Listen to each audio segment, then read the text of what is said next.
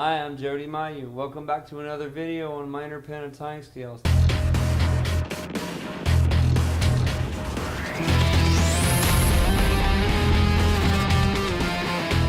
This one's going to complete the series of all 5 different positions of the minor pentatonic that we've put together. Again, we're in the key of A. Again, I'm going to give you 2 different finger patterns. The first finger pattern is the one that the book says I should be teaching you. The second one is the more logical one that we'll use on the stage whenever we plan to achieve speed licks, or more like bluesy licks or hammer-ons and pull-offs. Okay, so the last one, we're going to be, in, like I said, in the key A. This note starts on a G note. We're on the 15th fret, 6th string. I'm using my middle finger. The A root happens next. That's at the 17th fret. And then we'll drop down to the next string at C, 15th fret, over to 17th fret with the pinky. Dropping down to the next string, that's the 14th fret, then over to the 17th fret. Next string, 3rd string, should be the 14th fret into the 17th. Last 2 strings are identical. The second string is going to be the 15th fret, and then the pinky at the 17th. Then the first string at the 15th fret, and finally the last note at the 17th fret. So I have a pattern that looks like this.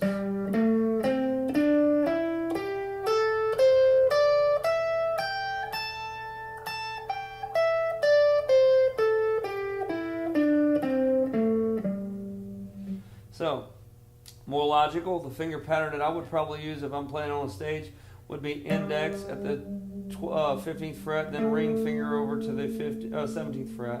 Dropping down to the 15th fret on the 5th string, doing the same exact thing, index to the ring. Then dropping down to the 14th fret using the index finger again, and over to the 17th with a ring. Same thing on the next string, 3rd string, 2nd string, and 1st strings are identical. So we're going to go from the 15th at the index to the ring finger, and then the same thing on the bottom. So I got something that looks like this now.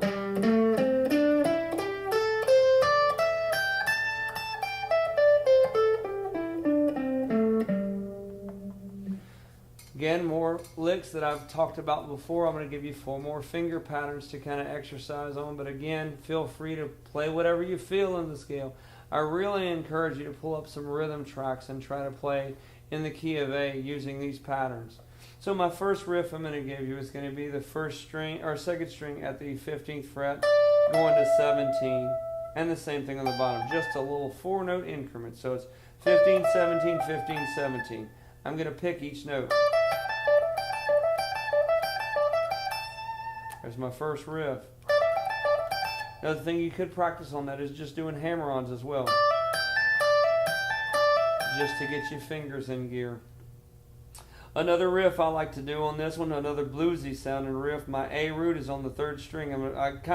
When I'm playing some of these riffs, I kind of keep my eye on the root a lot of times, because a lot of times I'll create 3 or 4 notes, and I'll kind of want to end, especially if this song is slow.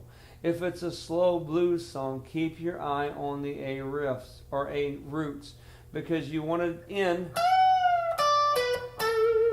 on the root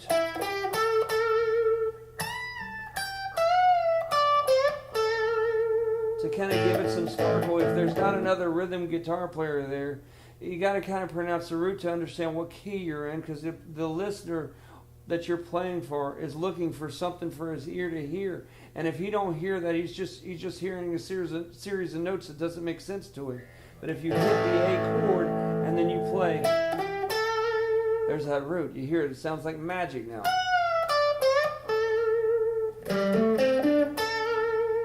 You hear it wanting to go there.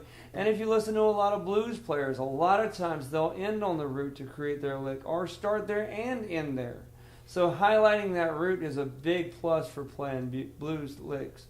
The next lick I wanted to talk to you about was starting on the 17th fret on the 2nd string, doing a bend there, coming down to the 15th fret, then going up to the 3rd string at the 17th fret, and ending with the root note on the 14th fret. So you notice I put a little bend on that second to last note there. That's kind of bluesy. This gives you a little blues sound.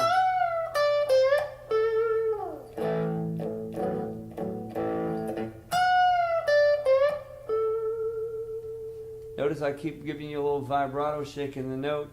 A lot of guitar players like to put a little vibrato in their sound. It kind of emulates like a saxophone player breathing in to a note and giving you that long sustaining quiver there. It kind of adds some flavor to your blues sound.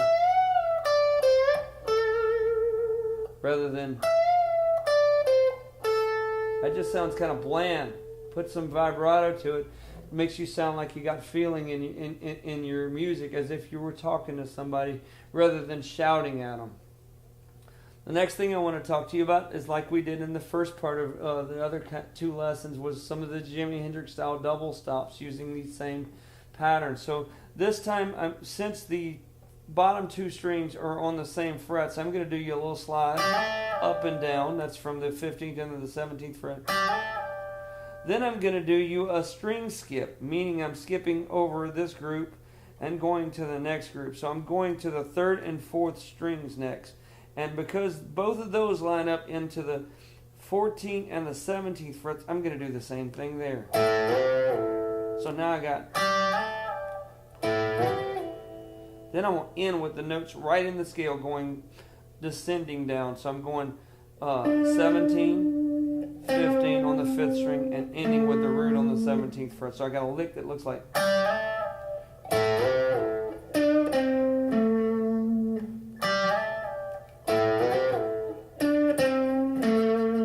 Now, if you haven't noticed, that's the first lick I've given you in any of them that covers all the strings on the guitar.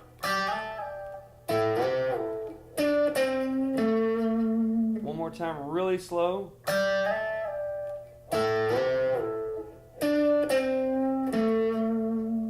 And that's our licks for today. Don't forget to subscribe and hit the like button if you want to see more videos like this. Alright, is it rolling? That one is.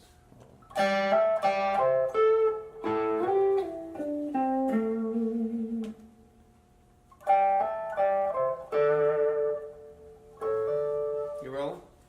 Now, if you haven't noticed, that's the first lick I've given you in any of them that covers all the strings on the guitar. Ah.